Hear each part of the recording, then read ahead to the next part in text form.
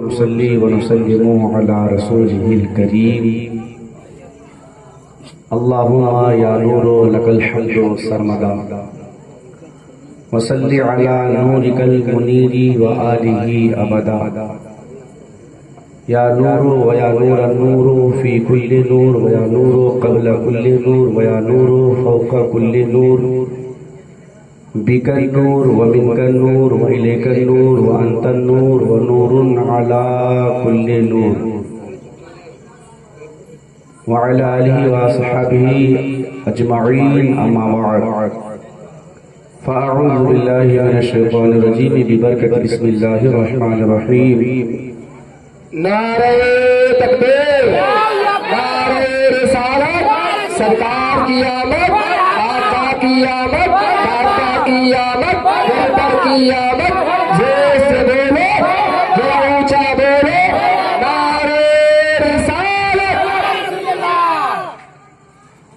أعوذ بالله من الشيطان الرجيم ببركة بسم الله الرحمن الرحيم قل بفضل الله وبرحمته فبذلك فليفرحوا آمنت بالله صدق الله العظيم وصدق رسوله النبي الأمين المتين المبين المعين الكريم ونحن على ذلك لمن الشاهدين والشاكرين والذاكرين والحمد لله رب العالمين غوث اعظم بمنی بی سر و ساما مدد قبلہ دی مدد کعبہ ایما مدد ما گدائی تو سلطان دو عالم ہستی ہست دارے تمایا شہر جیتا مدد مگردابے بلا افتادہ کشتی ضعیف آلے شکستہ راتو بشتی بحق خواجہ عثمان ہارونی مدد کنیا معین الدین چشتی قادریم نعریا غوث اعظم نی زنم دمز شیخ احمد رضا خان قطب عالم نی زنم دمز شیخ اختر رضا خان قطب عالم نی زنم معزز سامعین حضرات بعد نماز عشاء سے لے کے آپ تمامی حضرات تشریف رکھتے ہیں ایک بعد دیگری خطبہ و شعرا سے آپ تمامی حضرات نے تمام چیزیں سماعت فرمائی تھوڑی دیر کے لیے فقیر قادری بھی آپ کے پیش خدمت حاضر ہوا ہے دعا اللہ رب العزت کی بارگاہ میں کہ اللہ رب العزت حق بولنے آپ تمامی حضرات کو حق سننے اور ہم سبھی کو اس پہ عمل کرنے کی توفیق عطا فرمائے اللہ رب العزت کا بے پناہ فضل و احسان ہے کہ اس نے ہمیں اور آپ کو اپنے ماننے والے بندوں نے رکھا اپنے محبوب کا امتی بنایا کلمہ پڑھنے والا بنایا مسلکی اعلیٰ حضرت نے پیدا فرمایا سنی بنایا اس کا بارہا یہ احسان ہے شکر ہے رب قدیر کا سب سے پہلی بات جن بھائی نے میری کوئی پوشی کی میں ان کے لیے ایک بات کہتا ہوں اور سبھی حضرات کے لیے میں کہتا ہوں خطبے کے دوران کوئی بھی چیز کرنا شریعت کی روح سے جائز نہیں ہوتی چاہے وہ خطبہ نکاح کا ہو چاہے وہ خطبہ جمعے کا ہو چاہے وہ خطبہ عیدین کا ہو چاہے وہ خطبہ تقریر کا ہی کیوں خطبے کا حکم یہ ہوتا ہے کہ خطبہ جب پڑھا جائے تو سامعین کے لیے حکم ہے کہ خاموشی کے ساتھ اسے سنا جائے یہ بھی شریعت اجازت نہیں دیتی کہ اگر کوئی دوسرا بندہ آپ کے بغل میں بول رہا ہو تو آپ اپنے سے اس کو کہہ کے چپ بھی نہیں کرا سکتے یہ خطبے کا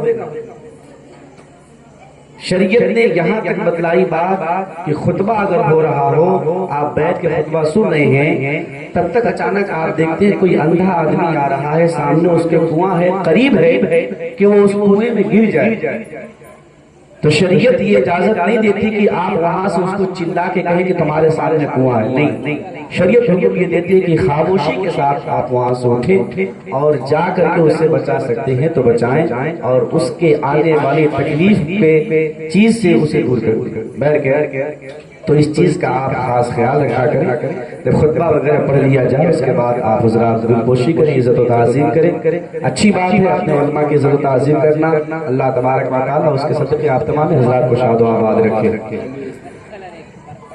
اللہ رب العزت کا بے پناہ فضل و احسان ہے شاعر کہتا ہے ہوا کا موسم بتا رہا ہے وہ زلف اپنی لہرا رہے ہیں۔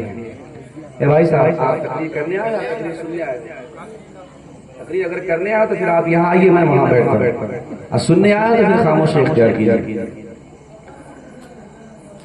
ہوا کا موسم بتا رہا ہے وہ زلف اپنی لہرا رہے ہیں، سواری طیبہ سے چل چکی ہے حضور تشریف لا رہے ہیں۔ آپ لوگ جاگ رہے ہیں کہ سو گئے؟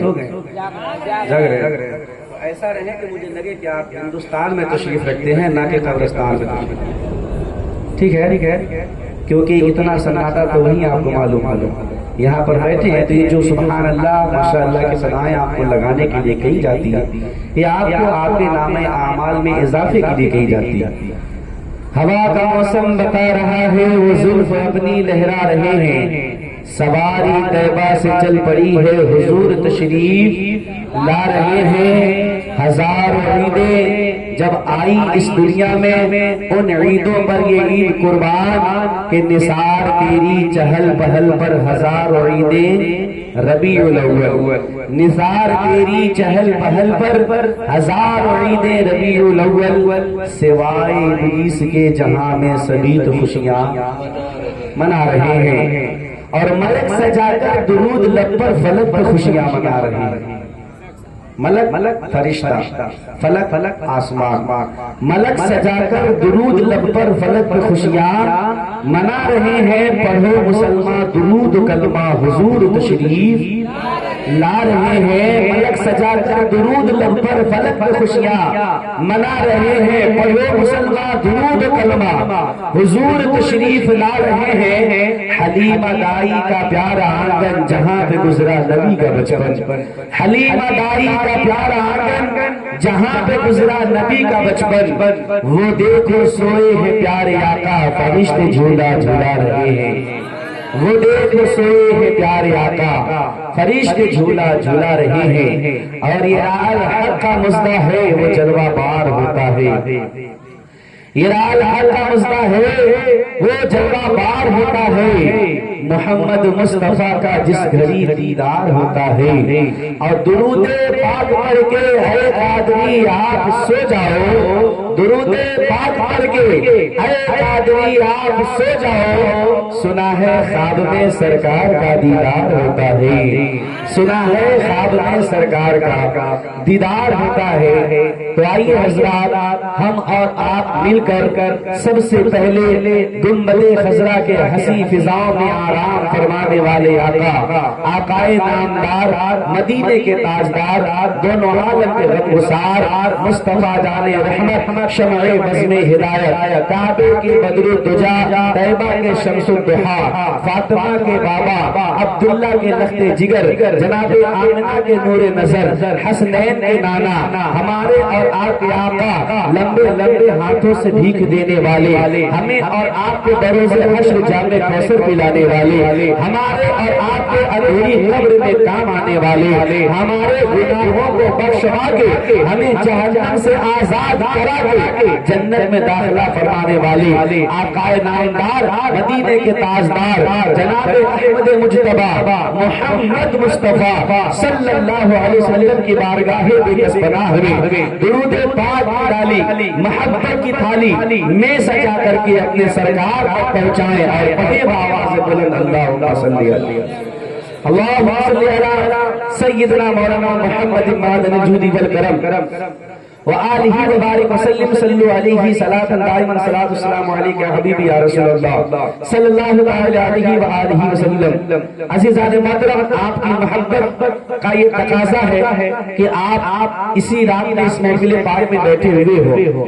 بہرکیف یہ پورا مہینہ ہم اور آپ اپنے آقا کی میلاد، ان کے جلوس، ان کے آنے کی خوشیاں منایا کرتے ہیں، اور یہ اپنے اپنے قسمت کی بات ہے کہ کوئی حضور کی پیدائش پر روتا ہے، کوئی حضور کی پیدائش کے خوشیاں مناتا ہے، اور کوئی حضور کے آنے کی دعا رب قدیر کی بارگاہ میں کیا کرتا ہے۔ اگر جو انبیاء مرسلین کی جماعت رہی ہو تو اپنے اپنے مقدر کی بات ہے کہ حضور کی پیدائش پہ جو رویا تھا اس کے ماننے والے آج بھی رو رہے ہیں، اور حضور کے پیدا ہونے پر جو خوش ہوا تھا اس کے ماننے والے آج بھی خوشیاں منا رہے ہیں۔ تو آپ حضرات یہ سمجھ لیں کہ حضور علیہ الصلوۃ والتسلیم کی حیات، ان کی زندگی، ان کا شرف، ان کا مرتبہ، ان کی عظمت ہمارے اور آپ کے سمجھ سے باہر ہے، کیونکہ جس رسول کی تعریف اللہ رب العزت نے قرآن کریم میں سورہ فاتحہ کی الف سے لے کے الناس کی سین تک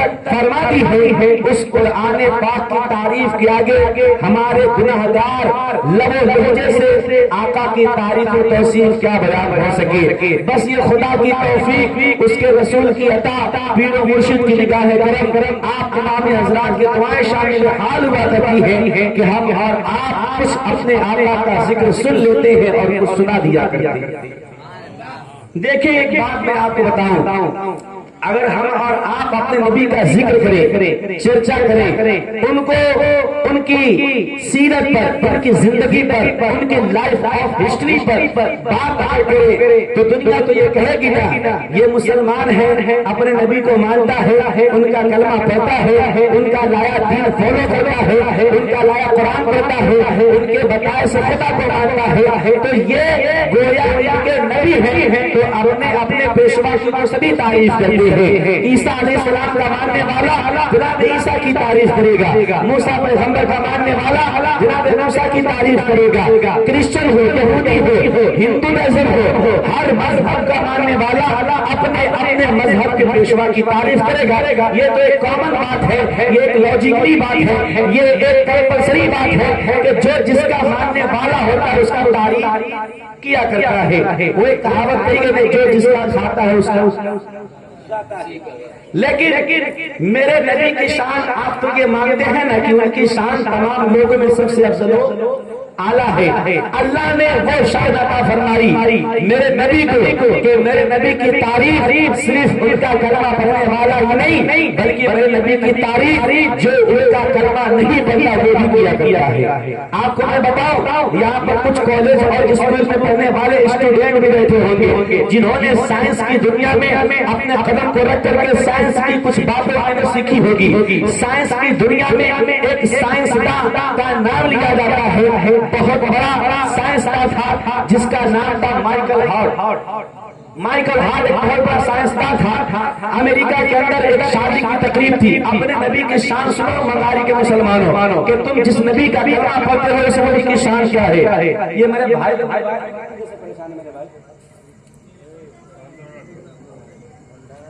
آپ لوگ کے لیے ایک بات میں کہوں، دنیا میں آخرت کا خسارہ نہ کیجیے، موبائلوں پہ وقت گزارا نہ کیجیے، داڑھی کو ناپسند جو کرتی ہیں لڑکیاں ان لڑکیوں سے رشتہ گوارا نہ کیجیے۔ پہلے اپنے آپ کے اندر بدلاؤ لائیے، پھر دوسروں کو بدلنے کی کوشش کیجیے۔ بیٹھ کر برا مت ماننا میرے بھائی، غلط جو چیز ہوتی ہے مجھ سے برداشت نہیں ہوتا۔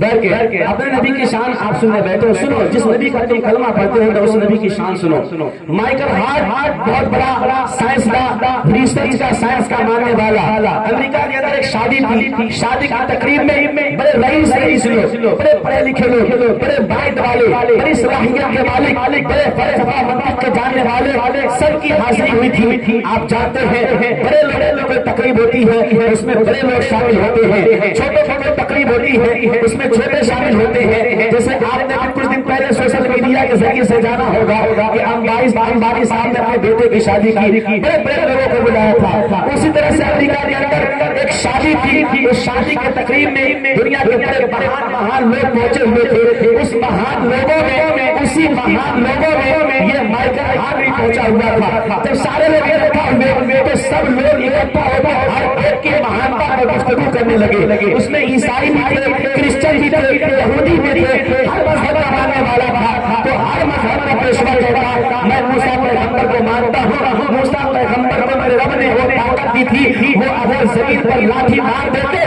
تو اس زمین سے پانی کا چشمہ نکلتا تھا۔ بولا موسیٰ میرے پیغمبر ہے، وہ مہان ہے۔ عیسیٰ علیہ السلام کا ماننے والا کہتا عیسیٰ پیغمبر کو اللہ نے وہ طاقت دی، وہ اندھے کوڑی کو چھو دیتے، ان کے جسم کو اللہ ان کے چھونے کی برکت سے شفا عطا فرما دیا کرتا تھا۔ ہندوازم کا ماننے والا اس کی تعریف کر کے اس کی مہانتا پر بولنے لگا بیٹھ کر. جب لوگوں کی مہانتا پر ٹپڑی ہونے لگی, بات ہونے لگی, ٹاپک ہی یہ چھڑ گئی کہ آخر مہان کون ہے, افضل کون ہے, اعلیٰ کون ہے. تو ڈاکٹر مائیکل ہارٹ کہتا ہے اگر اسی بات میں جھگڑا ہے, اسی بات میں اگر شک ہے کہ مہان کون ہے, افضل کون ہے, اعلیٰ کون ہے, تو میں سائنس کا جاننے والا, عیسائیت کے مذہب کو ماننے والا, جناب عیسیٰ پیغمبر کو فالو کرنے والا, اگرچہ میں عیسائی ہوں لیکن اس شادی کی تقریب سے پڑھنے کے بعد میں تحقیق کی وادی میں قدم رکھ کر کے ریسرچ کروں گا. جناب جب سے دنیا بنی ہے, آدم سے لے کے عیسیٰ تک, عیسیٰ سے لے کے صبح قیامت تک, اس دھرتی پر جتنے لوگ آئے میں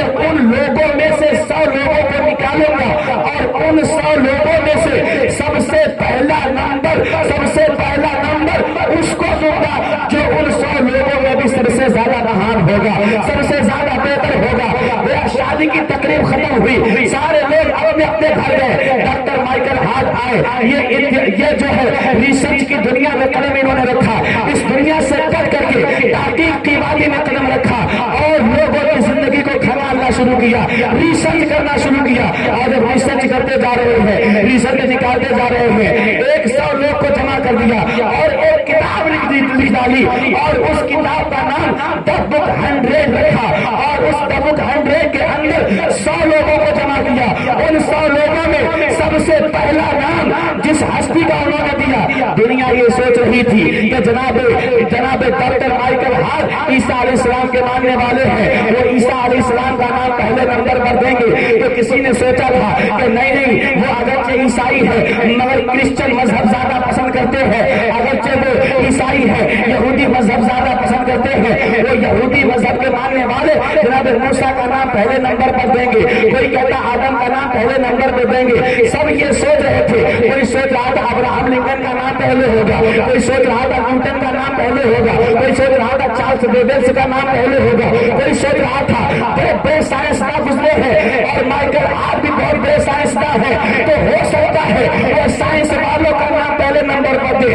مگر قسم خدا کی جب پریس میں وہ کتاب چھپی اور پریس کی مشین سے وہ کتاب نکل کے باہر منظر عام پر آئی ہے, دنیا نے اس کتاب کو اٹھا کر کے دیکھا تھا تو ڈاکٹر مائیکل ہارٹ نے اس کتاب کے پہلے پیج پر پہلا جو نام دیا تھا وہ نام کسی کے باپ کا نہیں, وہ نام ہمارے اور رسول پاک کا تھا, آمنہ کے لال کا تھا.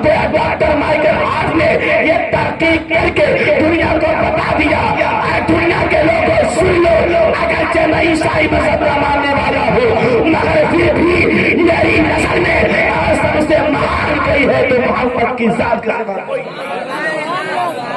میری بھی نظر میں محمد کی ذات کے سوا کوئی نہیں ہے. اور آپ نے یہ تحقیق لکھ کر کے دا بک 100 منظر عام پر آئی, اس کے آخری پیج پر, آخری پرسٹ پر, آخری صفحے پر آپ نے یہ بھی لکھا یہ میری اپنی تحقیق ہے, اگر کسی کو اس سے بڑھ کے تحقیق نظر آئے تو لا کے مجھے پیش کر دے, میں ڈاکٹر مائیکل ہارٹ اپنے فتوے کو, اپنے مشن کو, اپنی تحقیق کو, اپنے ریسرچ کو بدل دوں گا. 50 سال سے زیادہ گزر چکا, دنیا وہ ہستی ڈھونڈ کے نہ لا سکی کہ جس ہستی کو آمنہ کے لال سے زیادہ اللہ رب العزت عزت دی ہو. کیوں نہ ہو کہ اللہ رب العزت نے ان کو سب سے ممتاز افضل و اعلیٰ بنا کر کے بھیجا. ابھی تو بریلی کا تاجدار پکار کے کہتا ہے یا رسول اللہ, آدم سے لے کے عیسیٰ تک, عیسیٰ سے لے کے صبح قیامت تک جتنے لوگ آئے نہ آپ کے جیسا کوئی آیا تھا نہ آیا ہے نہ صبح قیامت تک آئے گا. اور قلم اٹھا کے لکھ دیا یا رسول اللہ, سب سے اعلیٰ و اعلیٰ ہمارا نبی, سب سے اعلیٰ و اعلیٰ ہمارا نبی, سارے اونچوں میں اونچا سمجھیے جسے ہے اس اونچے سے اونچا ہمارا نبی.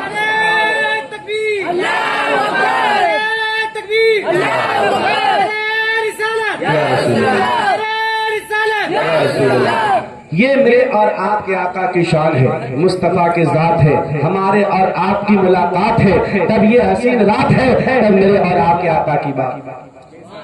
ہمیں اور آپ کو اس بات کو سمجھنی ہوگی. اچھا میں نے خطبہ مسنونہ کے ساتھ جو آیت کریمہ پڑھی ہے, اللہ رب العزت فرماتا ہے اے محبوب فرما دو کہ اللہ کے فضل کے ملنے پر, اس کی رحمت کے ملنے پر مومن بندوں کو چاہیے کہ خوشیاں منایا جائے. یہ اللہ کا فرمان قرآن میں موجود ہے. کہاں؟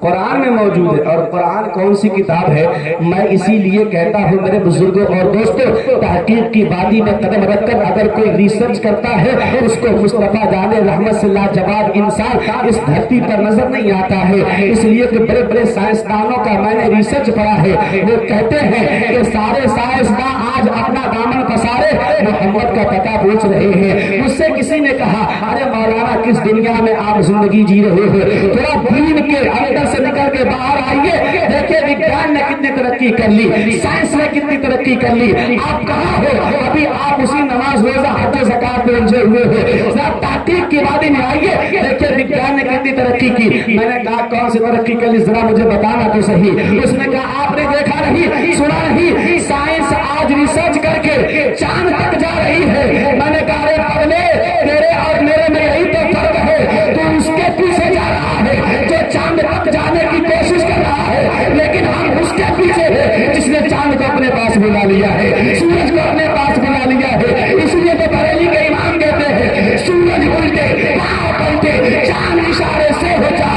اندھے نزدی دیکھ لے قدرت رسول اللہ, اندھے نجلی دیکھ لے قدرت رسول اللہ کی. میرے آقا کی شان, میرے آقا کی ذات بات ہی نرالی ہے. اور قرآن میں اللہ رب العزت نے فرمایا اللہ کے فضل کے ملنے پر, اس کی رحمت کے ملنے پر تمہیں چاہیے کہ خوشیاں مناؤ. اب میں آپ سے ایک سوال کرتا ہوں, کیا میرے آقا سے بڑھ کر کے کوئی رحمت اللہ کی ہم پر اور آپ پر ہو سکتی ہے؟ اللہ کے نبی کو اللہ نے اپنا محبوب ہمیں اور آپ کو عطا فرما دیا.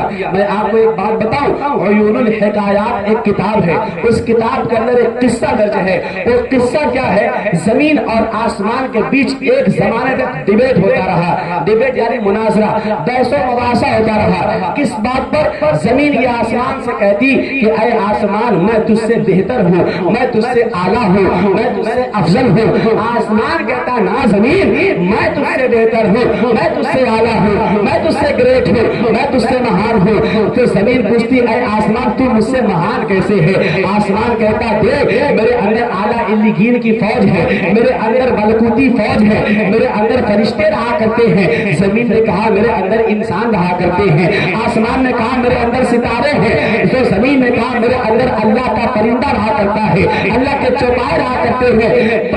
ایک زمانے تک یہ زمین آسمان کے درمیان ڈیبیٹ ہوتا رہا, بحث و مباحثہ ہوتا رہا, مناظرہ ہوتا رہا. لیکن جب 12 ربیع النور کو سیدہ آمنہ کے آنگن میں میرے اور آپ کے آقا کی ولادت ہوئی نا, زمین چیخ کے چیلنج دے کے آسمان سے کہنے لگی اے آسمان اب میرے سامنے تیری کوئی حقیقت نہیں ہے. آسمان بڑا گھبرا گیا کہ تو بڑی خاموش تھی, اچانک سے یہ آواز کیسی نکال دی کہ آج تیرے سامنے تیری کوئی حقیقت نہیں. تو آسمان سے زمین کہتی ہے اے آسمان سن, وہ اس لیے کہ اگرچہ ساری چیزیں تیرے اندر ہے, میں رب کا محبوب میرے اندر ہے. جس محبوب کے صدقے اللہ نے دنیا بنائی وہ محبوب میرے اندر ہے. تو اگر تو افضل اعلیٰ علیین کی بنیاد پر اپنے آپ کو بتاتا تھا, لیکن اس سے بڑھ کر فضل یہ ہے کہ نبیوں کا امام خاتم الانبیاء امام الانبیاء میں زمین پر تشریف لے کے آیا. سبحان اللہ, سبحان اللہ. نعرہ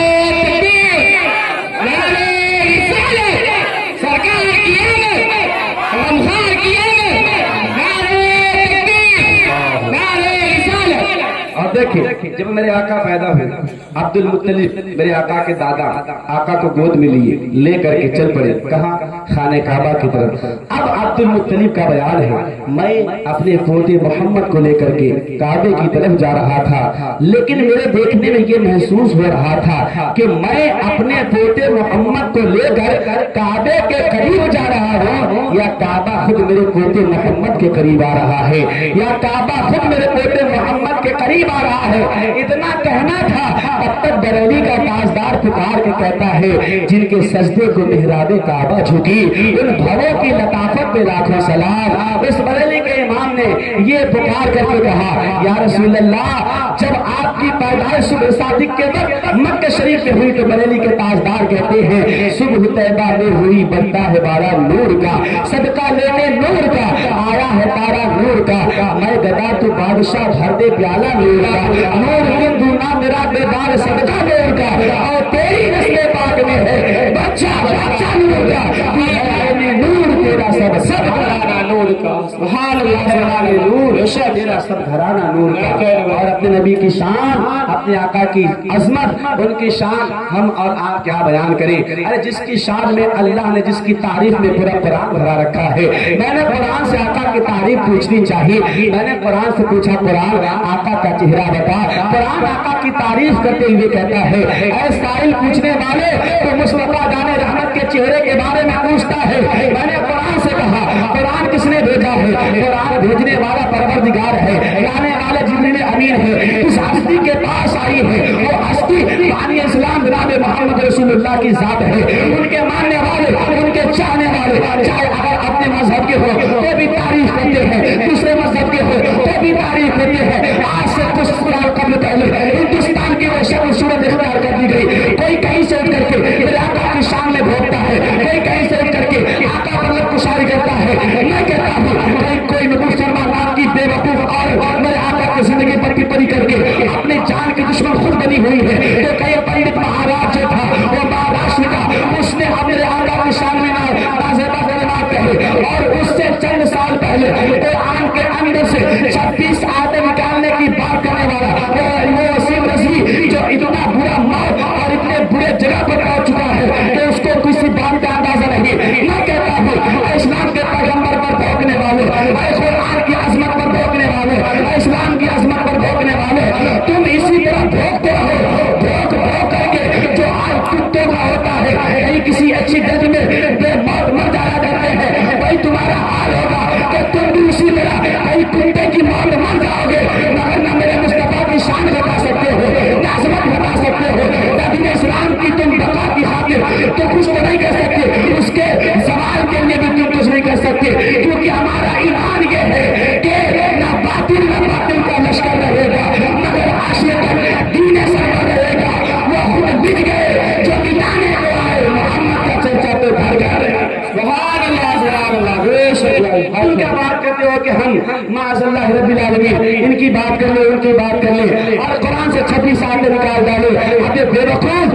تو دیکھا تیری 7 نسلیں بھی اگر اس دھرتی پر پیدا ہو جائے تو اللہ کا وعدہ ہے نحن نزلنا الذکر وإنا لہ لحافظون اللہ کا فرمان ہے قرآن ہم نے بھیجا اس کی حفاظت ہم کریں گے اے بے وقوف یہ قرآن ہے بھیجنے والا پروردگار ہے لانے والے جبریل ہے محمد رسول اللہ کے ذات پر آئی ہے تو 26 آیتیں نکالنے کی بات کرتا ہے میں نے کہا یہ قرآن ہے تو اس کو اگر کاغذ کی شکل میں دے تو تیری بھول ہے اس قرآن کا یہ اعجاز ہے کہ اللہ نے اپنے محبوب کے صدقے اس قرآن کو اپنے محبوب کی امت کے چھوٹے چھوٹے بچوں کے سینوں کے اندر 30 پارے مکمل کر کے رکھ دیا ہے میں کہتا ہوں تم کاغذ بھی جا سکتے ہو پریس کی مشین بھی جا سکتے ہو کاغذ کا خاتمہ کر سکتے ہو لیکن یہ امت مصطفیٰ کے بچوں نے جنہوں نے اپنے سینوں میں قرآن حفاظت کر کے رکھی ہوئی ہے اس کے محافظ بنے ہوئے ہیں یہ مرتے تب تک کہیں گے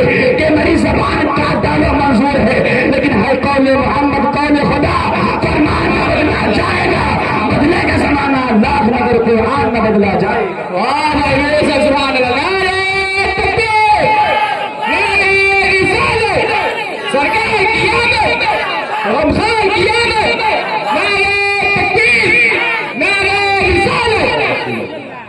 یہ میرے آقا کی شان قرآن کی شان آپ ان بے وقوفوں کی بات میں پڑھ کر کے یہ پریشان لوگ آتے ہیں حضرت اب کیا ہوگا بھلا آدمی اسلام کے بارے میں ایسا بول رہا ہے اب کیا ہوگا قرآن کے بارے میں ایسا بول رہا ہے اب کیا ہوگا مائک اذان کے بارے میں ایسا بول رہا ہے میں کہتا ہوں تو اپنی فکر کر اپنی فکر کر قرآن کی فکر اسلام کی فکر کلمے کی فکر حضور کی فکر چھوڑ دے کیونکہ یہ دین اسلام ہے اس کا بھیجنے والا پروردگار ہے تو اپنی فکر کر کہ نمازیں تجھے 5 وقتہ مسجد میں پڑھنی ہے اذان کے صدا سنائی دے مارکیٹ میں مت رہا پان کی دکان پر بیٹھ کے پان چبا کے علماء کی غیبت مت کر کی برائی مت کر. اذان کی صدا جب سنائی دے مسجد میں پہنچ. یہ تیری ذمہ داری ہے. اپنی فکر کر کہ تیرے ساتھ قبر میں کیا معاملہ ہوگا, تیرے ساتھ حشر میں کیا معاملہ ہوگا, تیرے ساتھ سے اعمال کے بارے میں سوال کیا جائے گا.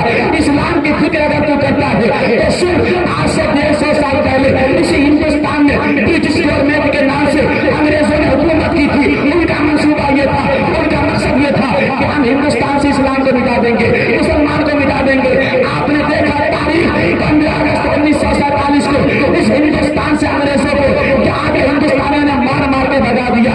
ان کا چورا بھی ہندوستان میں باقی نہ رہا. تو یہ کم پڑھے لکھے, یہ تو زیادہ پڑھے لکھے تھے, یہ کم انگریزی جانتے ہیں, یہ تو زیادہ انگریزی جانتا تھا, اس کی زبان انگریزی کی تھی. تو وہ اتنا پڑھا لکھا نہ تیرے اسلام کا کچھ بگاڑ سکا, نہ مسلمان کا کچھ بگاڑ سکا. یہ دھوتی پاجامہ پہننے والا اسلام کا کیا کچھ بگاڑ سکتا ہے؟ کچھ نہیں بگاڑے گا. تو اپنی فکر کر, اسلام خدا کا مذہب ہے اور اسلام کے دار پیدا ہوگا خوب جانا. سبحان اللہ, سبحان اللہ. بے شک یہ اس کا مذہب ہے, یہ اس کا دین ہے, یہ اس کی ذمہ دار, یہ اس رب کی مرضی پر منحصر ہے. اور اسلام تو مذہب قسم خدا کی کہ اللہ رب العزت جب اس اسلام کے تحفظ و بقا پر آ جاتا ہے نا تو وہ چھوٹے چھوٹے پرندوں سے بھی بڑا کام لے لیا کرتا ہے, جس کی تفسیر اللہ تعالیٰ کیف کے اندر سورہ کے اندر اس کی تفسیر موجود ہے. بیٹھ کر مصطفیٰ دان رحمت کی شان ایسی شان ہے. آج ایک بل پارلیمنٹ میں داخل کیا گیا, آپ کو معلوم ہوگا تو معلوم ہوگا, نہ معلوم تو فقیر قادری سے سنیے. پارلیمنٹ میں ایک بل داخل کیا گیا, اس بل کے اندر یہ منصوبہ بنایا گیا وقف کردہ زمینیں جو بھی ہوگی, مدرسے کی ہوگی, مسجد کی ہوگی, قبرستان کی ہوگی, خانقاہ کی ہوگی, درگاہ کی ہوگی, اگر وہ بل پاس کر دیا گیا تو اس بل کے ذریعے سے جتنی بھی وقف کردہ زمینیں ہیں, مسجد ہو, مدرسہ ہو, خانقاہ ہو, درگاہ ہو, قبرستان ہو, سب کو مسمار کر دیا جائے گا, سب کو منہدم کر دیا جائے گا, سب کو ڈھا دیا جائے گا. میں کہتا ہوں حکومت ملی ہے, حکومت کے نشے میں آ رہے پاگل پر مت کرو. اور حکومت ملی ہے, غریبوں کے بارے میں کچھ سوچو, غریبوں کے بارے میں کچھ سوچو, نوکری کے بارے میں سوچو, اس ترقی ملک اس ملک کی ترقی کے بارے میں سوچو.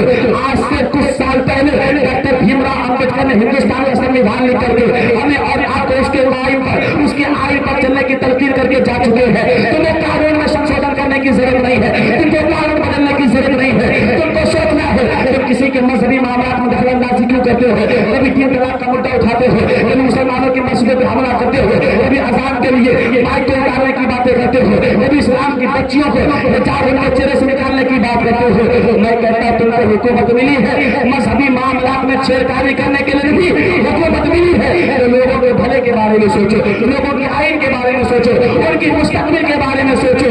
ارے تم سمجھتے ہو ہمیں ہندوستان سے محبت نہیں ہے, ارے ہمیں تو اتنی محبت ہے, اتنی دلیں بھی نہیں ہے, یہ تمہارے باپ نے لکھا ہے. ہم صبح شام کرتے ہیں سارے جہاں سے اچھا ہندوستان ہمارا, ہم بلبلے ہیں اس کی یہ گلستان ہمارا. آپ رود گنگا وہ دل ہے یار جس کو اتنا تیرے کنارے جھکا رہا ہمارا. ہمیں ہندوستان سے محبت ہے, اس ملک سے محبت ہے, اس ملک کی مٹی سے محبت ہے. اور جتنی محبت ہمیں ہے اتنی تمہیں نہیں ہے, اس لیے بھی تم تو مرتے ہو, تم کو جلا کے نہ کہا بات کیا جاتا ہے. ہم زندہ رہتے ہیں, کسی لکڑی کے اوپر رہتے ہیں, مر بھی جاتے ہیں, ایسی زمین میں دفن کیے جاتے ہیں. اس لیے ہم کہتے ہیں کہ ہم جیسے وفادار کم ملیں گے, زمین کو کھود کے دیکھ ہم ہی ملیں گے. سبحان اللہ, سبحان اللہ. بے شک ہم جیسے وفادار کم ہی ملیں گے, زمین کو کھود کے دیکھ ہم ملیں گے. ہم سے وفاداری کا ثبوت مت مانگ, ہمیں تیرے کو وفاداری دینے کی کوئی ضرورت نہیں ہے, تیرے کو اس کو امپریس کرنے کی کوئی ضرورت نہیں ہے. ہمیں معلوم ہے ہمیں سے اپنی محبت کرنی ہے, ہمیں معلوم ہے ہم ہر چیز کو آئین میں رکھ کے. اچھا یہ لوگ آتنکواد کو ڈھونڈنے مدرسے میں جاتے ہیں, مدرسے میں جا کر کے آتنکواد ڈھونڈتے ہیں. میں کہتا ہوں مدرسوں میں آتنکواد نہیں ملیں گے, آتنکواد ڈھونڈا ہے آشرم میں جا کے ڈھونڈو, رام رحیم کو ڈھونڈو, دیکھو کتنا بڑا آتنکواد ہے. اس کو نہیں ڈھونڈو گے, کیوں؟ اس لیے کہ وہ تمہارے فیور کا آدمی ہے. تم کو دشمنی ٹوپی سے ہے, داڑھی سے ہے, پیجامہ سے ہے, کرتا سے ہے, اسلامی شعار سے ہے. تم چلتے ہو, چلتے ہو, مر جاؤ گے. اسلام کل بھی زندہ تھا, قیامت تک زندہ. سمجھ میں آئی بات؟ اور یہ مت آپ سوچئے کہ میں اس طرح سے بول رہا ہوں تو میرے ساتھ کیا معاملہ ہوگا. میں نے بڑے بڑے چیزوں سے سامنا کیا, مجھے کسی کی بات نہیں ہے. میں سیدھا جانتا ہوں میری زندگی اور موت کا مالک میرا اللہ رب العزت ہے. وہ جب تک چاہے گا دھرتی پر زندہ رہوں گا, اور میں تو اس ایمان سے جیتا ہوں کہ کیوں نہ مٹ جاؤں میں نام محمد پر اس شان کی خاطر, پھر بھی تو اس دن کسی دن اس دنیا سے جانا. مرنا تو ہے یار، کون جینے آیا یہاں پر؟ وہ زندگی بڑی کام کی ہوا کرتی ہے جو اللہ رسول کے کام میں آ جائے۔ ہم تو اسی شان سے جیا کرتے ہیں، کوئی معاملہ ہو نہ ہو ہمیں کوئی پرواہ نہیں ہے، ہم جب تک جئیں گے شان سے جئیں گے، کیونکہ ہم امام عالی مقام کے ماننے والے ہیں، ان کا نام لینے والے ہیں۔ کل انہوں نے 72 کی تعداد لے کے کربلا کی دھرتی پر 22,000 کے سامنے سر کو نہیں جھکایا، تو ہم بھی ان کا نام لیتے ہیں، صرف کھچڑا کھانے کے لیے نہیں، ملیدہ کھانے کے لیے نہیں، شربت پینے کے لیے نہیں، بلکہ ان کے مشن پر عمل کرنے کے لیے کہ اے حسین، آپ نے جب حق کو باطل کی بات آئی ہے، تعداد نہیں دیکھا ہے، لشکر نہیں دیکھا ہے، زندگی موت کی پرواہ نہیں کی ہے، اسلام کی تحفظ و بقا کی خاطر اپنے آپ کو پیش کیا، اپنے خاندان کو پیش کیا، تو ہم بھی آپ کے ماننے والے ہیں۔ اگر ضرورت پڑی تو اپنی جان دینے سے بھی غلامان محمد کبھی پیچھے نہیں ہٹے۔ آئی سمجھ میں بات؟ تو ان ساری باتوں کو اپنے ذہن میں رکھے۔ ان لوگوں کے چکر میں ادھر سے اس کا حملہ، ادھر سے دیوبندی کا حملہ، وہابی کا حملہ، اہل حدیث کا حملہ، چکالوی کا حملہ، رافضی کا حملہ، تفصیلی کا حملہ، سارے حملے مل کے ہم سنیوں کے اوپر۔ آپ سوچئے سنی کا کتنا بڑا کلیجہ سب کے حملے کو برداشت ہے کہ نہیں؟ معمولی بات نہیں ہے، بہت بڑی بات ہے، سب کے حملے کو سہتا ہے، لیکن جب ادھر سے یہ حملہ کرتا ہے تو کسی کو حملہ کرنے کی ہمت بھی نہیں ہوتی۔ کیسے؟ ابھی اس کا سب سے بڑا ثبوت آپ نے ڈپلوما ہولڈر کو دیکھا ہوگا، سب سے بڑا ثبوت آپ نے ابھی ڈپلوما ہولڈر کو دیکھا ہوگا، سارے لوگ مل کے قطب مینار کے اتنی بڑی ٹوپی لگا کے آپ بولا 150 مناظرہ کیے ہیں، پتہ ہی نہیں علی پہ زبر پڑنا کی پیش تو ایسے لوگ کل کے رضا ہے خنجر خوخار برقبار، آدھا سے کہہ تو خیر منائے نشر کرے۔ اور میرے اعلیٰ حضرت نے بہت پہلے پیغام دے دیا تھا، یہ رضا کے نیزے کی مار ہے کہ عدو کے سینے میں کار ہے، کسے چارہ جوڑی کا بار ہے، یہ وار وار سے پار ہے۔ یہ سمجھتے ہیں یہ رضوی لوگ، سنی لوگ خالی مناتے ہیں، ان کے پاس دلیل نہیں ہے۔ اگر دلیل تو اتنی ہے کہ اگر تیرے اوپر لا دے تو اس دلیل کے بوجھ کے دب کے مر جائے۔ بس بات اتنی ہے کہ تمہارے پاس آتا ہے سعودیہ کا ریال، تمہیں دین کے لیے اتنی محنت کرنے کی ضرورت نہیں۔ ہم ہیں سنی علماء، ہم کو ایک مسجد کا ایک اے سی لگوانے کے لیے، وضو خانہ بنوانے کے لیے، اس میں ٹائلس لگوانے کے لیے کئی درجن چپل کو گھسنا پڑتا ہے، تب جا کر کے مسجد مدرسہ کے تیار ہوتا ہے۔ تم کو کیا کرنا؟ کھا کر کے پیٹ العلوم بڑا کر لیتے ہو اپنا، اور پیٹ العلوم بڑا کر کے خط لکھ دیتے ہو اپنے باپ سعودیہ کو۔ اچھا یہ پوچھتے ہیں عید میلاد النبی منانا کہاں لکھا ہے؟ تو سنی بھی بڑا چلاک ہوتا، بولا سنیوں کی لکھا ہے۔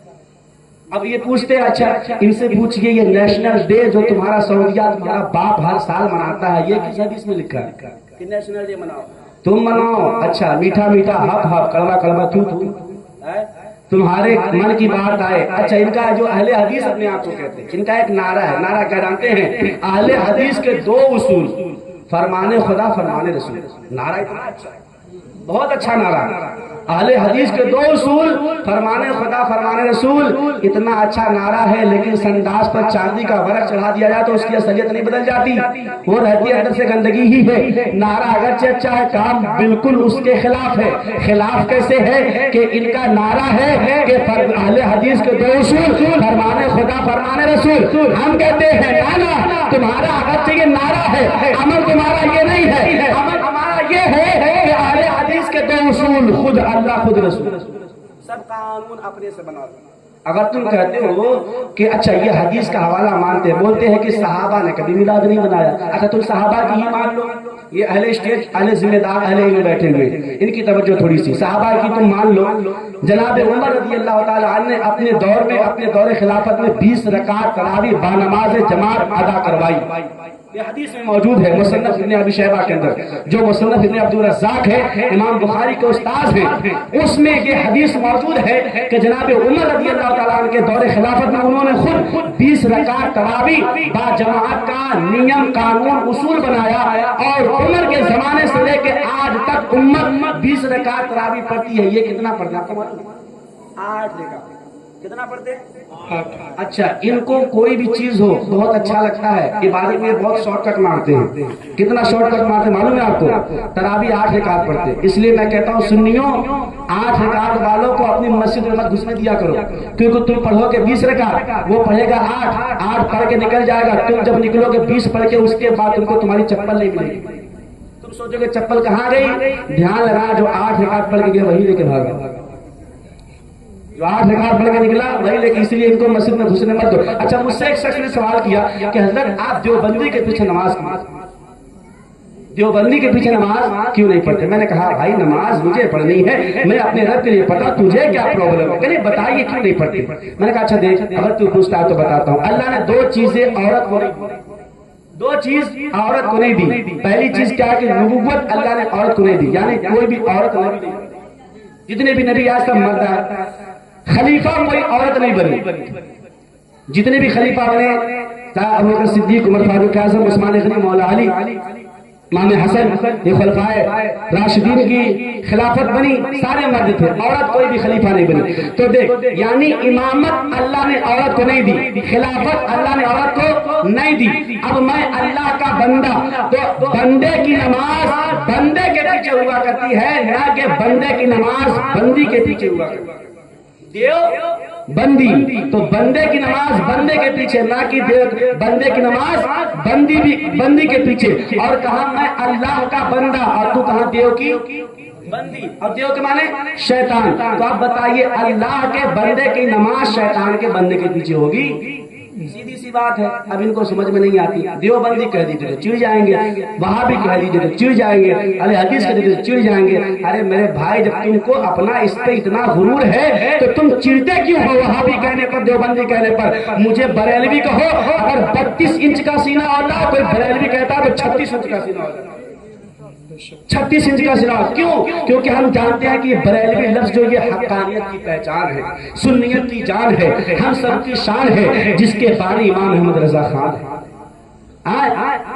اور مصطفیٰ علیہ رحمت کی شان ہمیں اور آپ کو سمجھنے کے لیے یہ چار طرف سے حملے ہمارے اور آپ کے اوپر ہوتے ہیں، مگر ان حملوں کا جب ہم جواب دیتے ہیں تو یہ لاجواب ہو جاتے ہیں. ان کا ایک اصول انہوں نے بنایا ہوا ہے سنیوں کو پریشان کرنے کے لیے. چھوٹی چھوٹی ویڈیو کی کلپ ڈال کر کے صحابہ نے بنایا، نبی نے بنایا، صحابہ نے لائٹ لگائی. اچھا، ایک سنی نے سوال، ایک سنی سے ایک وہابی نے سوال کیا، جس طرح سے آج تم لائٹ لگاتے ہو کیا صحابہ نے اس طرح سے لائٹ لگائی؟ سنی نے جواب دیا اس زمانے میں تیرے باپ نے اس طرح سے لائٹ بنائی؟ تم کہتے ہو کہ صحابہ نے اس طرح سے زمانے میں، اس زمانے میں لائٹ لگائی. سنی نے پڑھ کے سوال کر دیا اس زمانے میں تیرے باپ نے اس طرح سے لائٹ بنائی؟ اب جب اس زمانے میں وہ چیز تھی نہیں تو لگائیں گے کہاں سے؟ ظاہر سی بات ہے چیزیں، اگر تمہارا یہ اصول ہے، پہلی بات تو یہ ہے کہ جو چیز نبی اور صحابہ نے کیا وہی چیز کرنی چاہیے. اگر اس چیز کو تم مانتے ہو پہلے تو اس کو کسی کتاب سے ثابت کرو، کہ کسی کتاب میں کسی محدث نے، کسی مفکر نے، کسی مورخ نے اس اصول کو، اس نیم کو، اس قانون کو لکھا ہو کہ جو کام نبی اور صحابہ نے کیا فقط وہی کرنا چاہیے، اس کے علاوہ کوئی نہیں کرنا چاہیے. تو ایسے 80 کام تم کو 100 میں سے میں دکھاؤں گا جو صحابہ اور نبی نے نہیں کیا لیکن تم کیا کرتے. جیسے صحابہ نے کبھی پکی مسجدیں نہیں بنوائی. اہل حدیثوں کی مسجد دیکھیں آپ وہاں بھی ہوگی، فرسٹ ایئر کنڈیشن اے سی کے ساتھ. پوچھئے کس صحابی نے اپنے مسجد میں اے سی لگا ہے؟ کوئی جواب؟ تم اپنی مسجدوں میں ماربل لگاتے ہو، ٹائلس لگاتے ہو، وضو خانے، پوٹی. اس زمانے میں تھی یہ ساری چیزیں. کنکری زمین ہوتی تھی، گھاس پھوس کی چھتیں ہوا کرتی تھی، لکڑی کی دیواریں ہوا کرتی تھی. لوگ نماز پڑھنے صحابہ کرام جاتے تھے تو پیشانی پر مٹی لگ جاتے تھے، وہ اس طرح سے نماز پڑھ کے آتے. تو انہوں نے ویسی مسجد نہیں بنائی. تم کیوں بناتے ہو؟ چلو روڈ پہ نماز پڑھو، کنکر مٹی کے اوپر نہیں پڑھو گے. انہوں نے کبھی مدرسہ نہیں بنایا، نبی نے کبھی مدرسہ نہیں بنایا. تم کیا بناتے ہو؟ مت بناؤ مدرسہ.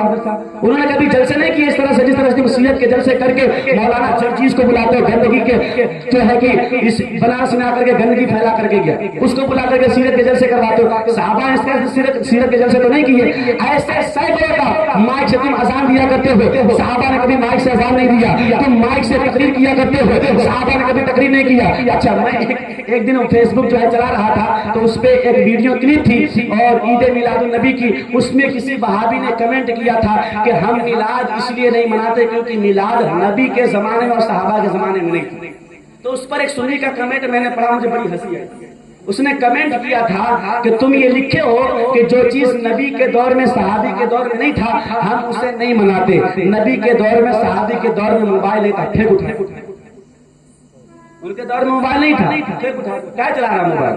تو اگر یہ اصول بناؤ گے تو ایسے سینکڑوں کام تمہارے اندر خود پائے جائیں گے کہ تم اس کے جواب نہیں دے سکتے ہو. اور ہمارے پاس اتنی بڑی دلیل ہے کہ اللہ فرماتا ہے قرآن کریم میں کہ قل بفضل اللہ وبرحمتہ فلیفرحوا, اور اللہ کے فضل پر اس کے رحمت کے ملنے پر خوشیاں منایا کرو. تو ہم یہ سمجھتے ہیں کہ اللہ کے رسول کی امت ہمیں اور آپ کو بننا نصیب ہوا, یہ اس سے بڑھ کے اور کیا رحمت ہو سکتی ہے. اللہ قرآن میں فرماتا ہے وَأَمَّا بِنِعْمَةِ رَبِّكَ فَحَدِّثْ, رب کی رحمت کا خوب چرچا کیا کرو. اللہ کہتا ہے رب کی رحمت کا چرچا کرو. اب رحمت کون ہے اسی قرآن سے جواب دیجیے.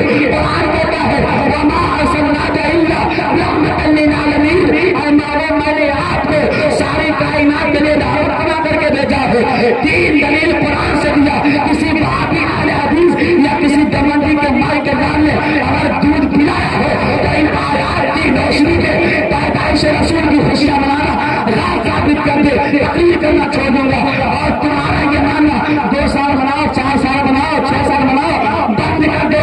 مگر بریلی کے امام کیا فرماتے ہیں حشر تک ڈالے گے ہم پیدائش مولا, حشر تک ڈالے گے ہم پیدائش مولا بنے مثل فارس نزد کے ہلا کے جائیں گے. خاک ہو جائے ابو چل کر مگر ہم تو رضا ڈالنے چل دم ہے ذکر کا. سبحان اللہ سبحان اللہ. بے شک سرکار کی آمد, رمضان کی آمد, مختار کی آمد, نعرے تکبیر. تو ہمارا پلان تو اچھا, ایک نے تحقیق نکالی ہے, بڑے تحقیق کرتے, بہت بڑے مفکر بنتے ہیں یہ, تحقیق کر کے نکالتے ہیں. تحقیق کر کے کیا نکالا کہ جس دن تم آقا کی جشن کی ولادت کا جشن مناتے ہو اس دن تو ان کی وفات ہوئی, ہم منانا چاہیے. تو اس کا سب سے بڑا جواب ہمارے پاس یہ ہے کہ وفات کا غم وہ منائے جو یہ مانتا ہو کہ معاذ اللہ نبی مر گئے. پہلی بات تو ہمارا یہ عقیدہ ہی نہیں ہے. تمہارا یہ عقیدہ ہے کہ وفات کا غم وہ منائے.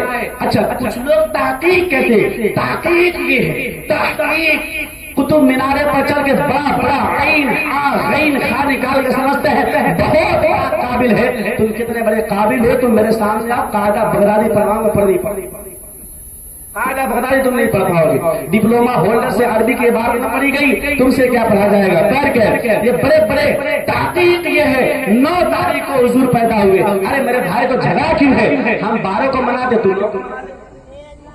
ہم 12 کو مانا تم 9 کو مانا. اب تم یہ کہو گے کہ نہیں 12 کو ان کی وفات ہوئی تھی تو غم منانا چاہیے. تو ہمارا یہ جواب ہے وفات کا غم وہ منائے جو نبی کو مردہ مانتا ہے. ہم تو نبی کو کل بھی زندہ مانتے تھے, آج بھی زندہ مانتے ہیں, صبح قیامت تک زندہ مانیں گے, کیونکہ بریلی والے نے پیغام دیا ہے تو زندہ ہے بندہ, تو زندہ ہے بندہ, میرے جشن عالم سے چھپ جانے. سبحان اللہ سبحان اللہ. یہ ہمارا عقیدہ, یہ ہم مانتے ہیں. تمہارا عقیدہ کچھ بھی ہو بہر کے. اب ساری باتوں کا خلاصہ میں آپ کو ایک بات بتا دوں, وہ یہ ہے کہ جس مشن پر, جس مسلک پر آپ ابھی ہو, جسے مسلک اعلیٰ حضرت کہا جائے, اس مسلک کو مضبوطی کے ساتھ پکڑ لو. ایسا پکڑ لو کہ وہابی, دیوبندی, اہل حدیث, چکرالوی, قادیانی, رافضی, تفضیلی کوئی بھی پکڑ کے ہلانا چاہے تو بازو اکھڑ جائے, لیکن مسلک اعلیٰ کا راستہ نہ چھوٹے. کیوں یہ بات بڑے دعوے کے ساتھ اس لیے کہہ رہا ہوں کیونکہ اس دور پر فتن میں جہاں سے چاروں طرف سے فتنے اٹھ رہے ہیں, اس دور پر فتن میں ان فتنوں کا سامنا کرتے ہوئے کامیابی کی طرف کوئی مسلک لے کے جا سکتا ہے تو مسلک اعلیٰ حضرت ہے, جس کے اندر نبی کی محبت, نبی کی تعظیم, تمام انبیاء کی عزت, صحابہ کی عزت, تابعین کی عزت, تبع تابعین کی عزت, اولیاء صالحین کی کرامت, بزرگان دین کی عقیدت سکھائی جاتی ہے, اور جو ان کے اوپر دھوکہ کرتا ہے اس کی کٹائی بھی کی جاتی ہے. चाहे वो सहाबी पर भोगे, चाहे वो नबी पर भोगे, चाहे वो ताबई पर भोगे, चाहे वो औलिया सालिहीन पर भोगे, उनके भोगने वालों पर उसकी कुटाई की जाती है। इसलिए आप अगर नबी को मानते हो तो नबी के सहाबा को भी मानिए, उनके मुतवस्सिलीन को भी मानिए, उनके अहले बैत को भी मानिए। एक सहाबी है जिनका नाम अमीर मुआविया है, वो सहाबी रसूल है, वो सहाबी रसूल है, कातिबे वही है, उम्मत के मामू है, हुजूर के साले है। और उस उम्मत के मामू के बारे में कुछ लोग ऐसे आज नाहंजार पैदा हो गए जो कहते माज़अल्लाह वो तो बागी थे, उन्होंने मौला अली से बगावत की थी। और ऐसे नाहंजार बेवकूफ जंगली लोगों का कुछ लोग सपोर्ट किया करते हैं, साथ दिया करते हैं, सलाम कलाम रखा करते हैं। मैं कहता हूँ कादरी के जूते की नौक पर है कि जो सहाबा के दुश्मनों से दोस्ती रखे, सहाबा के दुश्मनों से अकीदत रखे, मैं उसको अपने जूते की नौक पर रखा करता हूँ। क्यों? इसलिए नबी से अगर मोहब्बत है तो नबी से जितने जुड़े हैं सबसे मोहब्बत कर, तुझे गले लगाने को भी तैयार रहूंगा। अगर उनसे अकीदत करता है, उनके मानने वालों से बुग़्ज़ है तो फिर तुम मेरे जूतियों के नोक पर है। इसलिए कि हम अहले सुन्नत है और बयानी वाले का पैगाम है कि अहले सुन्नत क्या है, बेड़ा पार असहाबे हुजूर, नज्म है और नाव है इतर रसूलुल्लाह, नज्म है और नाव है इतरत रसूलुल्लाह की। आप लोग बोर तो नहीं हो गए? अभी 2-4 मिनट और सुनेंगे। अच्छा, अगर नहीं सुनने का मूड हो तो मैं आपको एक बात बताता हूँ। एक बीवी थी, उसने अपने शौहर से पूछा मेरी तबीयत बहुत खराब है, आप बहुत परेशान हैं? शौहर ने कहा हाँ बहुत परेशान हूँ। अगर मैं मर गई तो? शौहर ने कहा तुम मर गई तो मैं पागल हो जाऊंगा, मैं पागल हो जाऊंगा। कहा इतनी मोहब्बत करते? कहा बहुत मोहब्बत करता हूँ तुमसे। कहा मैं मर जाऊँ तुम पागल हो जाओगे? कहा बिल्कुल पागल हो जाओगे, पागल हो जाऊंगा। तो बीवी ने कहा अच्छा पागल हो जाओगे, मेरे इंतकाल के बाद, मरने के बाद दूसरी शादी तो नहीं करोगे? बीवी ने पूछा शौहर से मेरे मरने के बाद दूसरी शादी तो नहीं करोगे? शौहर ने कहा तुम मर जाओगे मैं पागल हो जाऊंगा, और जब मैं पागल हो जाऊंगा तो पागल तो कुछ भी कर सकता है, पागल तो कुछ भी कर सकता है। तो वो मामला आपका नहीं है ना, आप तो ऐसी बात नहीं है ना। सुनेंगे भी 10-5 मिनट। देखे मैं एक बात आपको बता दूं, मैंने जो बात बताई कि हुजूर ने जो फरमाया कि हुजूर के नक्शे कदम पर चलिए, उनका तरीका अपनाइए, सुन्नत अपनाइए। ये जो अपने आप को अहले हदीस बोलते हैं ना, हम इनको अहले हदीस नहीं बोलते, हम इनको अहले हदीस बोलते। डाइपर, गंदगी, ये वही गंदगी है। ये तरावी 20 रकात नहीं पढ़े, शॉर्ट मार दिया 8 कर दिया, और उनके छोटे भाई बड़े भाई शिया ने उसे भी साफ कर दिया, खाली भीतर पढ़ते बोले तरावी हो गई। और इनका और आप सुनेंगे इन्होंने ऐसे ऐसे मसले, ऐसे ऐसी बातें अपनी किताबों में लिखी। तरावी को साफ कर दिया, 12 रकात निकाल दिया, 8 पढ़ते हैं। उसके बाद बोलते टोपी जरूरी नहीं, बिना टोपी के नमाज पढ़ो। ओवर स्मार्ट, कुछ तो दुआ ही नहीं मांगते, और कुछ मांगते तो ऐसे मांगते कि देना है तो दे वरना मत दे, और कुछ मांगते तो ऐसे मांगते कि मुझे मत दे पीछे वाले। ऐसी ऐसी इनकी हरकतें। आप नमाज पढ़ने आए तो जहाँ 3 आदमी खड़े होकर नमाज पढ़ सकते हैं, वहां पूरा टांग खड़ा करके ऐसे बैठ खड़ा होगा कि वो अकेले पूरा सब बंदी कर लेगा, और जहां पर 10 आदमी को खड़े होने की जगह होगी, ये 3 ही आदमी उसको पूरा कर लेंगे। अच्छा, हमारे यहाँ ये मसला है कि आपके पांव के बीच 4 अंगुलों का फासला हो, उसी में आप खड़े होकर के नमाज पढ़े। इनका मसला है कि इतना टांग फैलाओ कि बीच में से गधा निकल जाए। इनका मसला है कि इतना टांग फैला के खड़े हो जाओ ताकि पीछे से कोई देखे तो समझे ये नमाज पढ़ रहा है, टांग फैला कर। अच्छा, इनको देखे आपने कभी नमाज पढ़ते हुए अहले हदीसों को? बाएं यहाँ तक चढ़ा लेंगे, पैंट यहाँ उठा लेंगे और टांग फैला के खड़े हो जाएंगे। अच्छा, आप बताइए ऐसे अगर कोई मुजरिम पुलिस के सामने जाके खड़ा हो जाए, पुलिस क्या करेगा? जिस्म के अंदर जो सबसे बड़ा गोश्त का हिस्सा मार के लाल कर देगा।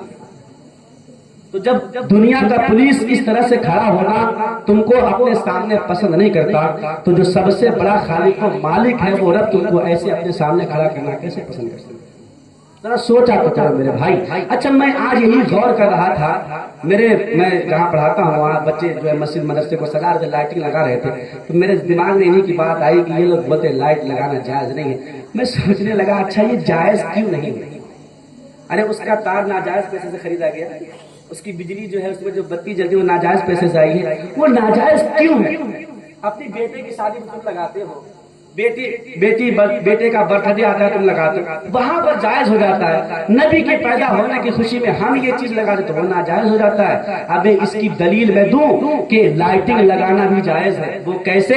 میرے آقا فرماتے ہیں جب میری ولادت ہوئی تو میری ماں آمنہ خاتون سے وہ نور ظاہر ہوا کہ اس نور سے اتنی روشنی پھیلی کہ میری ماں آمنہ خاتون نے ملک شام کے محلات کو دیکھ لیے. وہ نور اللہ رب العزت نے پھیلا کر کے آمنہ خاتون کو ملک شام کے محلات دکھائے. اس نور کی روشنی یہ پھیلی. اب وہ نور پانا ہمارے بس کی بات نہیں ہے تو ہم اپنے چھتوں پر لائٹ لگا کر کے نبی کی آمد کا نور بنا. دلیل تو اتنی ہے، میں نے کہا نا دلیل تو اتنی ہے کہ لات دوں تو تم کھڑے نہیں ہو پاؤ گے، اسی بوجھ کے نیچے دب کے مر جاؤ گے. بس بات یہ کہ ہمارے پاس فرصت اتنی نہیں رہتی. تم کو دن بھر کھا کر کے اسی مسجد میں تبلیغ کے نام پر اچھے لوگ تبلیغ کرے نکلتے 40 دن کا چلہ لے کر کے. آپ لوگ کے محلے میں کبھی آئے ہیں؟ آتے ہیں. اچھا ایک آدمی کو پکڑ لیں گے، جیسے مان لیجیے فور دا ایگزامپل حافظ مجاہد صاحب کو پکڑ لیا. اچھا ان کی مثالیں دوں گا. آپ میں سے کوئی شخص ہو گیا، اس کو پکڑ لیا، بہت بڑا شرابی تھا، جواری تھا، گجیری تھا. اب اس کو لے کے یہ نکلتے ہیں تبلیغ کرنے کے لیے 40 دن کے چلے میں. محلے میں جائیں گے، مسجد میں پورا ڈیرا جما دیں گے. وہ کھانا پینا کھا پی کر کے وہ مشتنڈے پیٹ العلوم بڑا کر لیں گے ایک دم. وہ علم کا علوم نہیں ہوتا، وہ پیٹ العلوم ہوتا ہے. قاسم الجثہ کثیر اللحیہ بن کر کے مسجد میں بیٹھے رہتے، رات دن ٹائر پنچر کرتے. ٹائر پنچر کرنا سمجھ رہے ہیں آپ لوگ؟ ہاں سمجھ جائیے، کوڈ بہت سارے لوگ یہاں پر باہر کیا یہ تبلیغ کرنے نکلتے ہیں. لے لیا کسی شرابی کو، اب کسی گھر پہنچے، بھائی دیکھیے اللہ رسول کی جماعت لے کر کے آئی ہوئی ہے، ہم آپ کے پاس اللہ رسول کی طرف سے جماعت لے کر کے آئے ہوئے. یہ بھائی صاحب کو دیکھیے بہت بڑے شرابی تھے، بہت بڑے کبابی تھے، بہت بڑے جواری تھے. ان کو میں نے سکھایا، سدھارا، اچھی باتیں بتائی، سدھر گئے. پھر اس محلے سے نکلا دوسرے محلے میں، لیکن اسی آدمی کو گیا کہا دیکھیے بھائی اللہ کی طرف سے دین کی تبلیغ کے لیے ہم لوگ 40 دن کا چلہ لے کر کے آئے. یہ بھائی صاحب کو دیکھیے بہت بڑے شرابی تھے، بہت بڑے کبابی تھے. وہ بھی من ہی من سوچتا ہے سالہ جب میں شراب پیتا تھا صرف میرا محلہ جانتا تھا تو پورا دنیا میرا پرچار کر رہا ہے. یہ تو پوری دنیا میرا پرچار کر رہا ہے. بہر کر اتنے موحد، اتنے بڑے بھولے بھالے، ایسا لگتا ہے کہ جناب جبریل کا قافلہ جا رہا تھا، اسی میں سے 2-4 یہاں گر گئے. باہر کر تو یہ ساری باتیں میں نے کہا دلیل تو اتنی ہے کہ ان کے اوپر تو ہمارے پاس ہم کو مسجد کی ذمہ داری، مدرسے کی ذمہ داری، قوم کی ذمہ داری، بچوں کو پڑھانا، مدرسہ دیکھنا، مسجد دیکھنا، 5 وقت نماز دیکھنا، اس کے بعد میلاد ہے، اہتمام ہے، ساری چیزوں کو دیکھنے. اب تمہاری طرح تو میرے پاس سعودیہ سے ریال تو آتا نا، چل سعودیہ سے ریال منگا لے، مسجد بنا دے، مدرسہ بنوا دے، پیٹ العلوم بڑا کر مسجد کھا کے سوئے. ہم کو محنت کرنی پڑتی میرے بھائی. سنی بہت محنت کرتے ہیں، اماموں کی قدر کیا کرو، بہت محنت کرتے ہیں. یہ آپ کے بچے کی پیدائش کے وقت سے لے کے اذان کے وقت سے لے کر کے قبر کی آخری منزل تک اگر کوئی آپ کو کام آتا تو آپ کا امام آپ کو کام آتا. اس لیے سب کی ذمہ داری ہے کہ علماء امام کی عزت کیا کرے، کیونکہ امام ہوتا ہے کسی کے باپ کا غلام نہیں، وہ اللہ کے گھر کا خادم ہے، اس کا وہ فضل ہے. آپ یہ نہ سمجھا کریں کہ یہ امام ہیں، ان کو ہم پیسہ نہیں دیں گے تو یہ چل نہیں پائیں گے، جی نہیں پائیں گے. نہ میرا ایسا مزاج ہے، نہ میری ایسی سوچ ہے، نہ میں کبھی کسی سے کوئی بات دب کے کرتا ہوں. جو بات ہے وہ ڈنکے کی چوٹ پر ہے، ہضم ہو سکے تو کر سکو ورنہ مجھے واپس کرو، میرے پاس اللہ نے گھر دیا، کوئی دقت کی بات نہیں. شیخ سعدی فرماتے ملک خدا تنگ نیست پائے مولا لنگ نیست. خدا کا ملک چھوٹا نہیں، میرا پیر لنگڑا نہیں ہے، میں کہیں بھی جا سکتا ہوں، لیکن بات میں جو کہوں گا وہ حق کی ہی کہوں گا. اب یہ نہ سمجھو کہ یہاں پر منہ دیکھ کے مجرا نہیں کیا جاتا، میرے اندر وہ بات ہی نہیں ہے کہ میں منہ دیکھ کے مجرا کروں کہ ہاں کوئی میرا سپورٹر ہے، کوئی میرا ماننے والا ہے اور اس کے اندر کوئی خرابی ہے تو میں اس کو بیان کر کے تعریف کے پل باندھے جاؤں. نہ یہاں پر جو ہے حق ہے، سچ ہے، ڈنکے کی چوٹ پر ہے. آنا ہے تو ویلکم ورنہ بھیڑ کرو، آنا ہے تو ویلکم ورنہ بھیڑ کرو، کوئی دقت کی بات نہیں ہے. تو امام میں بھی ہوں، میں بھی امامت کرتا ہوں، لیکن مجال ہے امامت کرتا ہوں، غلامی نہیں کرتا. اور اسی لیے میری بات جو ہوتی ہے وہ ڈنڈے کی چوٹ پر ہوتی ہے. محرم کے مہینے میں جہاں پڑھاتا ہوں وہاں پر چوک پر فاتحہ کرنے نہیں گیا. صبح میٹنگ بیٹھ کے جناب نوشاد پیچھے کے محلے میں آکر حال میں میٹنگ بیٹھی، مجھے میٹنگ میں بلایا گیا. میں نے دیکھا 10-12 لوگ، نیتا پریتا لوگ، سارے لوگ بیٹھے ہوئے ہیں. میں بھی گیا، ٹانگ پہ ٹانگ رکھ کے بیٹھ گیا. میں کسی سے میں امام ہوں، امام بادشاہ کی اہمیت رکھتا ہے. تم میرے آیا ہو تو اگر تم میرے سامنے اکڑو گے تو مجھے تم سے زیادہ کرنا آتا ہے. ٹھہر کے وہاں پر میں بیٹھا، لوگوں نے پوچھا آپ نے چوک پر جا کے فاتحہ کیوں نہیں کیا؟ میں نے کہا آپ گھر پر بلائیے، 10 بار فاتحہ کروائیے، 10 لیکن وہاں نہیں جائیں گے. کہا کیوں نہیں جائیں گے؟ کہا شریعت میری اجازت نہیں دیتی ہے میں کہ وہاں جا کر کے فاتحہ کروں. کہا کچھ لوگ ہم کو بول رہے تھے کہ مولانا صاحب ڈر کے رات میں بھاگ گئے اور کہیں پروگرام کرنے چلے گئے کہ ان کو فاتحہ کرنی پڑے گی. جب ڈر کا نام میں نے سنا کہ قادری ڈر جائے، غوث پاک کا فیضان بھی لے کر تب بھی ڈر جائے، میرا دماغ سٹک گیا، میرا کار چھوڑ دیا دماغ. میں نے کہا سنو یہ ڈر کی بات کیا کرتے ہو؟ میں نے صاف اس میٹنگ میں کہا کہ میں ڈر کے کیوں بھاگوں گا؟ کیا کسی کے باپ کی بہنیں چوری کی ہے یا کسی کے باپ سے ڈرتا ہوں؟ میں امامت کرتا ہوں، جو کرتا ہوں وہ سنت شریعت کی روشنی میں کرتا ہوں. اگر آپ کو غلط سمجھ میں آئے کسی سنی عالم کو بلا کر کے میرے کو غلط ثابت کریے، میں آپ کی ساری باتیں ماننے کو تیار ہوں. اور اگر نہیں سمجھ میں آتی ہے تو آپ یہ نہ سمجھیے کہ دباؤ ڈالوں گا، کہوں گا اس طرح سے کہ دباؤ میں آ کے کام کریں گے. نانا تم دباؤ ڈالو چاہے کچھ بھی کرو، اللہ رسول دینے والا ہے، قاعدہ اس نے کیا ہے، وہ کھلائے گا بھی وہی. ہم تمہارے گھر پر امامت کر کے تمہارے رزق کا محتاج نہیں ہے، میری زندگی کا مالک اللہ ہے، وہ پیدا کرنا جانتا ہے تو کھلانا. یہ مزاج لے کے میں جیتا ہوں، کسی کی غلامی نہیں. تو اس لیے آج علماء کی عزت کیا کریں، ان کی بڑی ذمہ داری رہا کرتی ہے اور ان کی ذمہ داری کا خیال رکھا کریں. اور ان کی بھی کچھ ذمہ داری ہوتی ہے کہ جس ذمہ داری پر آپ کو رکھا گیا ہے اس ذمہ داری کو بخوبی آپ. یہ بھی ہے، میں ایک طرف کی بات نہیں کرتا کہ میری قوم کا ہے، میری برادری کا، تو اس کا سپورٹ لے کے لاکھ برائیاں رہوں، اسی کو سپورٹ لے کر لوگوں کو دھوتا رہوں. نہ، جس کے اندر جو خرابی وہ ہے، وہ چاہے میں ہی کیوں نہ رہوں. میں تو صاحب وہاں پر بولتا ہوں جہاں میں پڑھاتا ہوں، ممبر پر جمعہ کے دن کھڑے ہو کے بولتا ہوں میرا پڑھا لکھنا ایک اپنی جگہ ہے، انسان میں بھی ہوں، غلطیاں مجھ سے بھی ہو سکتی ہے اور انسان خطاؤں کا پتلا ہے، کبھی بھی خطا ہو سکتی ہے. تو اگر مجھ سے کوئی غلطی خطا ہو جائے تو آپ اسے مجھ سے ڈائریکٹ کہیں، کیونکہ سدھرنا مجھے نہ کہ کسی اور کو. اب غلطی آپ نے میرے اندر دیکھی، وہ جا کے آپ کسی اور سے کہے، یہ چغلی ہوگی، غیبت ہوگی، اس کا گناہ بھی آپ کو ملے گا، مجھے سدھرنے کا موقع بھی نہیں ملے گا. تو اس لیے اگر کوئی کمی کوئی خرابی دیکھے تو اس کو آپ کہیں اور اس کو سنجیدگی کے ماحول میں کہیں. جس طرح ایک امام اپنے مقتدیوں کو سنجیدگی کے ساتھ سمجھاتا ہے، اکیلے میں کوئی نماز میں گڑبڑی دیکھتا ہے تو اکیلے میں جا کے سمجھاتا ہے، تو اسی طرح سے آپ کی یہ ذمہ داری ہے کہ آپ نے اگر امام صاحب کے اندر کوئی کمی دیکھے شریعت کی نظر سے، یہ ذاتی دشمنی اماموں سے نہ نکالا کرو کہ انہوں نے ہمارے گھر پہ فاتحہ نہیں کیا ہم چندہ نہیں دیں گے، وہ ہمارے گھر نہیں آئے بلائے تو ہم ان کے کمیٹی میں شامل نہیں رہیں گے. یہ سب کیا حماقت کی باتیں کرتے ہیں میرے بھائی؟